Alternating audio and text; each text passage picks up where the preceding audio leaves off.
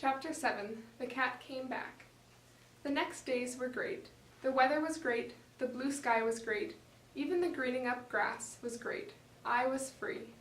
Kyle was horrible, but I just rubbed the scars on my arms and was thankful I only had Kyle to deal with. Dad kept me practicing times tables, but since the beast was gone, I could remember things again. He was so pleased with my improvement that he stopped insisting we practice every night. For weeks, life was great, until one night near the end of April. Mum was frantic, with only days left to finish her clients' tax returns.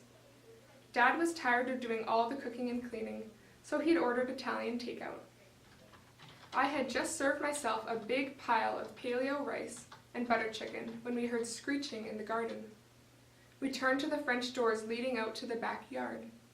All we could see was a flurry of movement and then a fluttering of feathers on the deck. An owl must have caught a bird, my dad said, turning back to his supper. But I wasn't so sure. Most of the feathers were black and white and small, like from a chickadee. But one larger feather was soft brown, a lot like the feathers I'd bought for making the beast. I looked around the yard and glimpsed something slipping into the bushes. It didn't look much like an owl. Suddenly, I felt so sick I couldn't swallow my mouthful of butter chicken. I ran to the bathroom and spat it into the toilet. I rinsed out my mouth and washed my hands while I talked to myself in the mirror. What if the beast is back? How could he be? Not from that zoo, that's too far. All through dinner I was hyper alert, twitching at every sound from outside.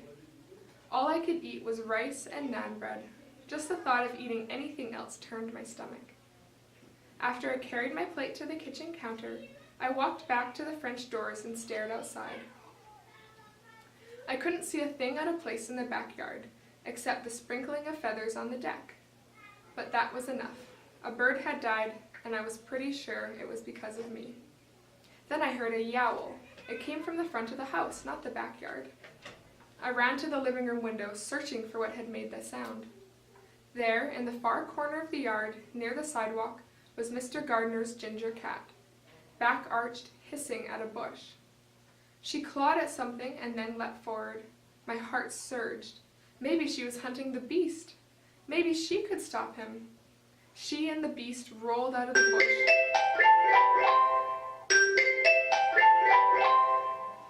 Clawing and scratching at each other. She was bigger. Surely she would win.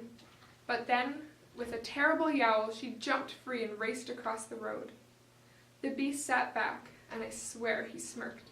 He was back! How did he get here from the zoo? Why was he alive to other animals, but not for all humans? I felt like I was living in some horror version of that song, The Cat Came Back. When I was little, I'd sing the chorus with my dad. We'd all end slow and sad, but the cat came back, he just wouldn't stay away. It was a favorite of my dad's, and I used to like it. Not anymore. How had he found me? What was I going to do? When the beast disappeared into the bushes, I yelled for Dad. There's something in the front yard. It scared Mr. Gardner's cat. Come look with me. He walked out of the kitchen, wiping his hands on a towel. He stood beside me, peering out the window. I don't see anything. There, by the bushes, I said, pointing. Mr. Gardner's cat attacked something. Then he ran away, yowling. Let's have a look then, Dad said as he put down the towel. We slipped on our shoes and walked into the front yard. I held back while Dad walked straight to the far corner of the yard. He laughed and leaned down. When he stood, he was holding the beast. Do you think this scared her? He asked, still laughing. Maybe you shouldn't make them so realistic, he said as he handed the beast to me. Maybe not, I thought, stifling an hysterical laugh. As we walked back into the house, I said, Come up to my room.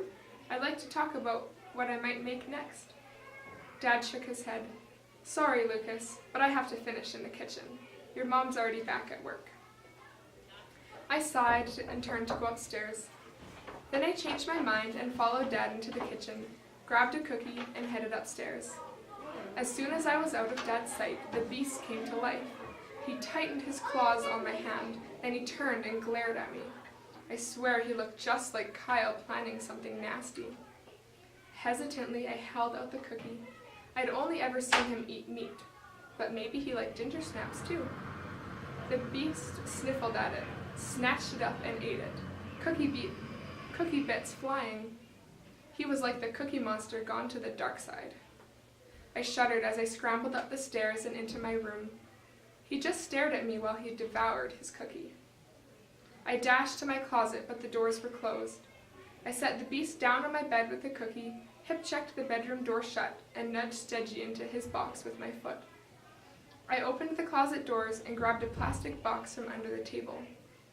I dumped out all the craft supplies, buttons rolling everywhere, and dropped the box over the beast. He shrieked, but I ignored him. I slid a sheet of cardboard underneath the box and carried the whole thing to the closet. I set it on the closet floor and shut the doors, my hands shaking. Once the beast was safely in the closet, with my dresser pushed in front of the doors again, I knelt by Stedgy's box and pulled him out. He was quivering, so I petted him. Then I set him down so he could wander. I sat in a daze, not having a clue what to do. But I had to do something. I couldn't live like this. Stedgy's box, the box the dinosaur-making potion came in, lay beside me on the floor. I glared at it, hating the potion that started all this. Then I started to think. Maybe if I reread the instructions, I could figure out what to do. I jumped up, excited. Maybe my answer lay on that little bit of paper. But where was it? I prayed while I searched. Please, please, please let there be an answer on the paper. I finally found the test tube in its baggie at the bottom of a plastic box, surrounded by loose buttons and escaped googly eyes. I grabbed the baggie and pulled out the paper with shaking hands. I almost couldn't bear to read it. What if it didn't help? Slowly, I unfolded it, closed my eyes for a moment, and read. Make a dinosaur come to life. Mix the solution with your papier-mâché goop, and make a papier-mâché dinosaur. There is enough for 3 small projects or 1 large. You will be astounded at how lifelike your dinosaur will become for you. But be warned, what you create is yours for life, unless it was stolen from you. www.howweirdcanyouget.com. My heart dropped to the floor. My heart dropped to the floor. No one would ever steal it. I was stuck with it for life. I imagined years of torn sweatshirts and dirty jeans and a stinky closet. I imagined Mom more and more mad at me. And if I tried to tell my parents, they'd never believe me, because he was never alive when they saw him. I sat at my desk and slumped in misery. I finally moved when I heard whistling. I looked out my window and saw Kyle walking by. He stopped right in front of my house, but was staring across the street. What was he looking at? He glanced at my house, turned back, and lobbed a rock at Mr. Gardner's cat. What a creep! He'd steal the beast, if he could. He was mean enough. I didn't think he'd break into my house, but if he could steal it at school, say, he would. I just bet he would. Then I thought about it. Kyle would steal the beast. Could I leave him somewhere, accidentally? Someplace Kyle would walk by? Then the beast would be gone from my life, and bonus, Kyle would be stuck with him. How cool was that? But how could I do it?